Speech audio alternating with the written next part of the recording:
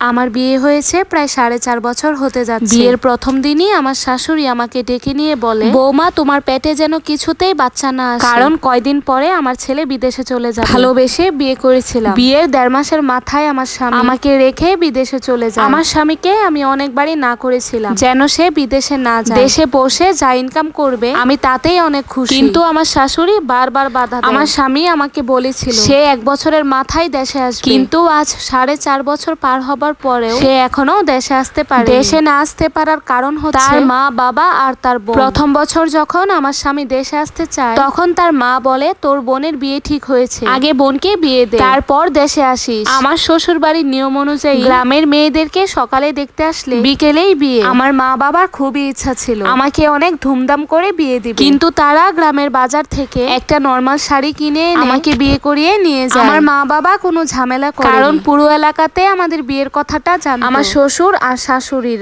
আসল রূপ দেখতে পায় আমার ননদের বিয়ের বেলা। তারা এখন সব ছেলে, ওয়েডিং ফটোগ্রাফার, ঢাকা থেকে সমস্ত শপিং, মেহেদি আর্টিস্ট এবং টুকিটাকি সবকিছু। বিয়েতে প্রায় 10 লাখ টাকা খরচ করিয়েছে আমার স্বামীকে দিয়ে, যেন সে দেশে আসতে না পারে। তার বোনের বিয়ে সে খরচ করবে, এটা স্বাভাবিক, কিন্তু একেবারে 10 লক্ষ টাকা খরচ করার কোনো প্রশ্নই আসে না। যেখানে আমাকে একটা নরমাল শাড়ি দিয়ে বিয়ে করিয়ে নিয়ে এসেছে, সেখানে এখন তার মেয়ের বেলা 10 লক্ষ টাকা দিয়ে বিয়ে করাচ্ছে। 2 বছর পর আমার স্বামী আবারও দেশে আসতে চায়, তখনও আমার শ্বশুর আর শাশুড়ি নানা অজুহাত দেখিয়ে আমার স্বামীকে আর দেশে আসতে দেয়। আমার ননদের বাচ্চা হবে, তাদের বাড়িতে অনেক বড় করে অনুষ্ঠান হবে, আকিকা করা হবে, এই বলে আমার শাশুড়ি আমার স্বামীর কাছ থেকে প্রায় 1 লক্ষ টাকা নেয়। আমি আমার স্বামীকে অনেকবার বলেছি টাকা পয়সা হিসাব করে খরচ করতে, কিন্তু সে আমার কোনো কথাই শুনেনি। যখনই তার মা বাবা টাকা চাইতো সে হিসাব না করেই পাঠিয়ে দিত। তবে আমার স্বামী আমার বেলায় ছিল উদাসীন। তাকে টাকা সেভিংস এর কথা বললে সে কখনোই টাকা জমায়। মাস শেষে আমাকে যে হাত খরচ পাঠাতো সেখান থেকে আমি কিছু টাকা জমিয়ে একটা ডিপিএস করি। এভাবে আমি কিছু টাকা জমাই। কিছুদিন আগেই তো কুরবানি ঈদ গিয়েছে, আমার স্বামী চেয়েছিল কুরবানি ঈদের পরে দেশে আসতে, কিন্তু আমার শ্বশুর শাশুড়ি বলে এখন তারা বাড়ির কাজে হাত দিয়েছে, এখন যদি সে দেশে চলে আসে তাহলে সেটা কিভাবে হবে। বাড়ির কাজের অজুহাত দেখিয়ে এবারও আমার স্বামীর আর আশা হলো না। কিছুদিন আগে আমার শাশুড়ি আমাকে তার রুমে ডেকে নিয়ে বলে, বৌমা তুমি এখন থেকে আমার ছেলের সাথে কম কম কথা বলবে। যখনই আমি আমার ছেলের সাথে কথা বলি তখনই সে দেশে আসতে চায়। তুমি তাকে কি বুঝাও রাতে? আমরা কি তোমাকে অশান্তিতে রাখি? আমার শাশুড়ি আরো বলে আমার শ্বশুর নাকি বিদেশে ছিল, তাহলে সে এত বছর কিভাবে থেকেছে? এটা ঠিক, আমার শ্বশুর দীর্ঘকাল প্রবাসী ছিল। উনি বিয়ের 8 বছর পর বিদেশে গিয়েছিলেন, আবারও 3 বছর পরে তিনি দেশে চলে আসেন। এরপর দেশে 4 বছর থেকে আবার অন্য দেশে চলে গিয়েছিলেন, কিন্তু তার সাথে আমাকে মিলাচ্ছে। আমিও তার কথাগুলি চুপ করে শুনতেছিলাম। আমার ভুল ভাঙে 5 দিন আমার ননদের স্বামীর সিলেটে পোস্টিং হয়েছে। উনি বলেছিলেন সব গুছিয়ে কয়েকদিন পরে আমার ননদকে তার কাছে নিয়ে যাবে, কিন্তু আমার ননদ কোনোভাবেই তার স্বামীকে যেতে দিবে না যতদিন না পর্যন্ত